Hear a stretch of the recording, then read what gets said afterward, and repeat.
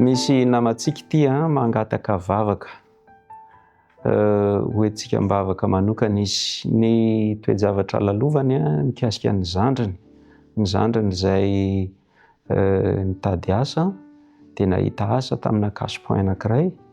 Rehefa avy eo ny hevitr'ilay vehivavy mampiasa azy, zandriny vavy io nahita asa io dia nahatonga azy ho fitaovana amidy eo amin'ny lafiny filana ara-nofo.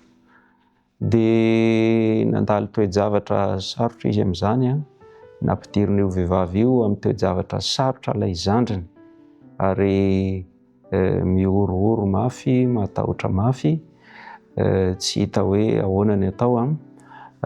Tsy mbola fantatra ny toy ny tantara hatramin'izao, fa dia raha ny hafatra voaray zany dia mangataka ny mba hoentina mivavaka izy. Dia hitondra mivavaka azy isika, ny torohevitra azo omenanao ilay mangataka vavaka dia ny hoe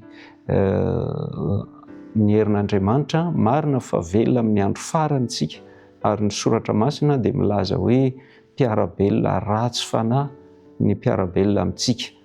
Kanefa ny herin'Andriamanitra dia afaka manao ny fahagagana rehetra izay tsy takatry ny saintsika. Ka na ianao na io zandrinao vavy io sy ny fianakaviana rehetra izay voalazanao teo dia tokony hanao fandinihan-tena manokana dia hitady an'Andriamanitra amin'ny fomba manokana amin'ny alalan'ny vavaka. Raha mbola faniritsika zany hoe Andriamanitra aneho ny heriny mahagaga amintsika izany, dia aokontsika hanetry tena eo ambanin'izany herin'Andriamanitra izany, mandolia dia manaova vavaka, manaova tolona mivavaka, aza mijanona mihitsy raha tsy efa azo ny fandresena. Raha mbola tsy mivany olana dikan'izay, mbola tian'Andriamanitra mbola hitohy zany ny vavaka, satria tsy ampy antsika ny vavaka fa ilaintsika mihitsy ny mitolona mivavaka. Tolona rehefa mandresy isika dia zay vao misaotra an'Andriamanitra ary antom-bavaka hafa indray no hoentsika eo anatrehany. Andao hiara hitolona mivavaka amin'izany namantsika izany isika.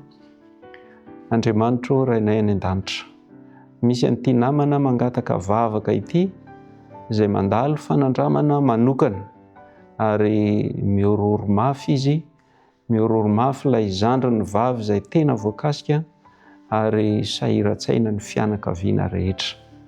Andriamanitra, mangataka amin'ny fomba manokana ny famindramponao. Mangataka ny mba hanadiovanao anay, hamelanao ny elokay, indrindra fa reto havanay izay mivavaka ireto, ary mba hanao tolona mivavaka, tena hanao tolona mivavaka izahay, indrindra fa izy ireo. Rehefa voavelanao ny elokay, afaka ny hevitra mampisaraka anay aminao, dia mahatoky izay Andriamanitra fa miaino any an-danitra ianao.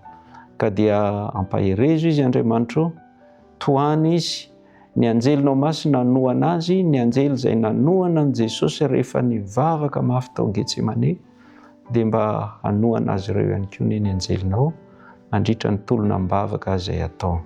Ampio izy ireo mba hanaiky ny tari-dalana avy aminao, ka izay hitarihanao azy amin'ny alalan'ny fanahinao masina fa tokony ataony manoloana n'izany toe-javatra manokana izany, dia mba hanaraka ny zanany izy ireo ary hatoky ny fitantananao.